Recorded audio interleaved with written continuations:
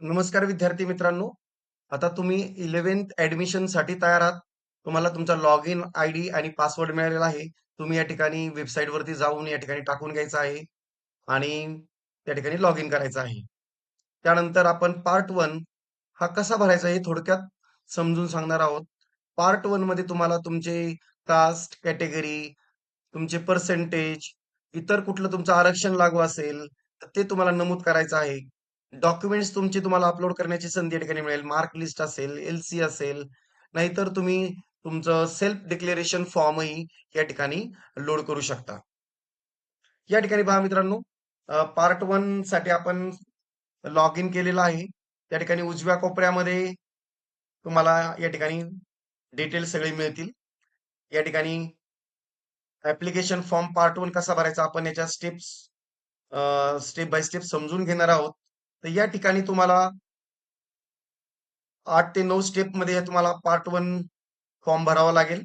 ठिकाणी student registration सुरुवातीला तुम्हाला केलेलं आहे आणि या ठिकाणी तुमचे पर्सेंटेज ऑलरेडी पार्ट 1 मी भरलेला आहे, त्यामुळं हा डिटेल्स तुम्हाला या ठिकाणी दिसणार नाहीयेत. पर्सनल डिटेल्स नंबर तुम्हाला 2 नंबरला भरावे लागतील.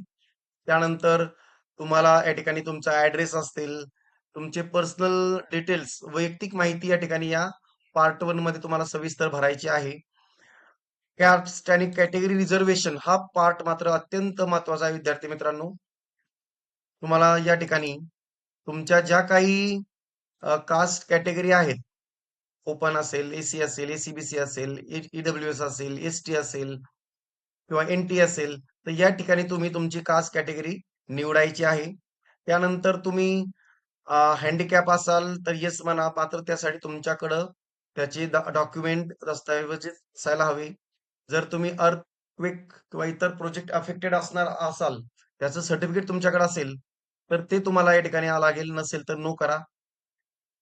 त्यानंतर तुम्ही जर has applicant parents been transferred to online process area, जर या ठिकाणी तुमचे पालक गव्हर्नमेंट सर्व्हिसला असतील आणि इकडे बदली करून आले असतील, तर ठिकाणी येस किंवा नो करा.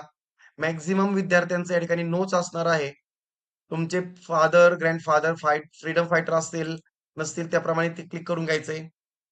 काही जणांचे पालक जर डिफेन्स सर्व्हिसेस मधले असतील, एक सर्व्हिसमॅन असतील, ही कॅटेगरी तुम्हाला नमूद करायची आहे. येस असेल तर त्याचं डॉक्युमेंट तुम्हाला जोडावं लागेल.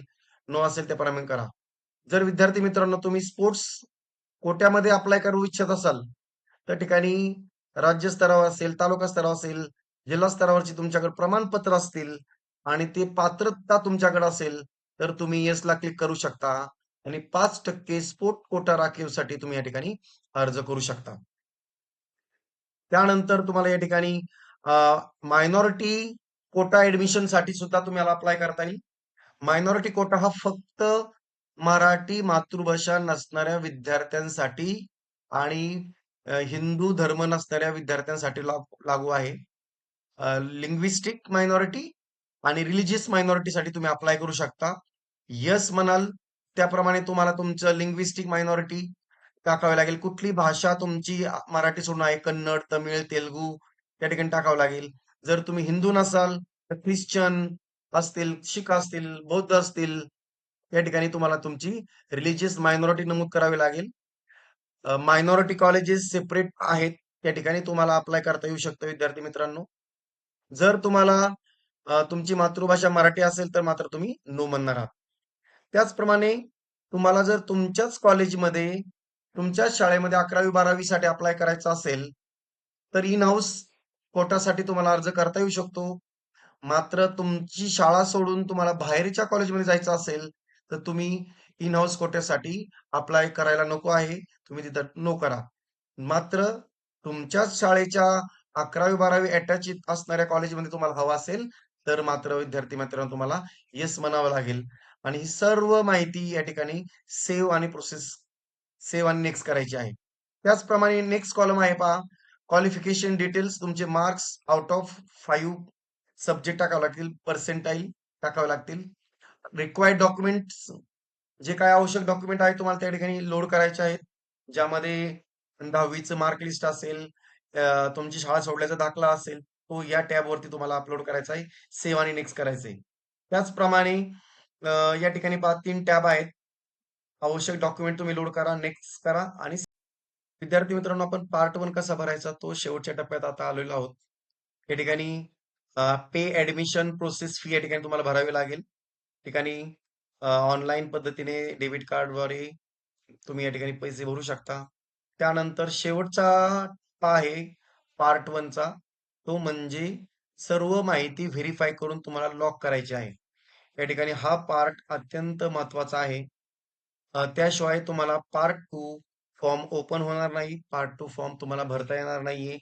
त्यानंतरच तुम्हाला पार्ट 2 म्हणजेच कॉलेजची नावं टाकता येतील. त्यासाठी न विसरता पार्ट 1 लॉक ॲप्लिकेशन फॉर्म यावरती क्लिक करून हिअर बाय डिक्लेअर वरती क्लिक करून तो फॉर्म तुम्हाला लॉक करायचा आहे, सेव्ह करायचा आहे.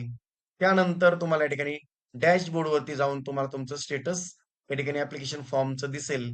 तुम्ही जर पार्ट 1 पूर्ण भरला असेल, तर त्या ठिकाणी अ, तुमचं ॲप्लिकेशन ॲक्सेप्ट झाला असेल, लॉक केला असेल फॉर्म, तर त्याप्रमाणे तुम्हाला विद्यार्थी मित्रांनो स्टेटस दिसेल.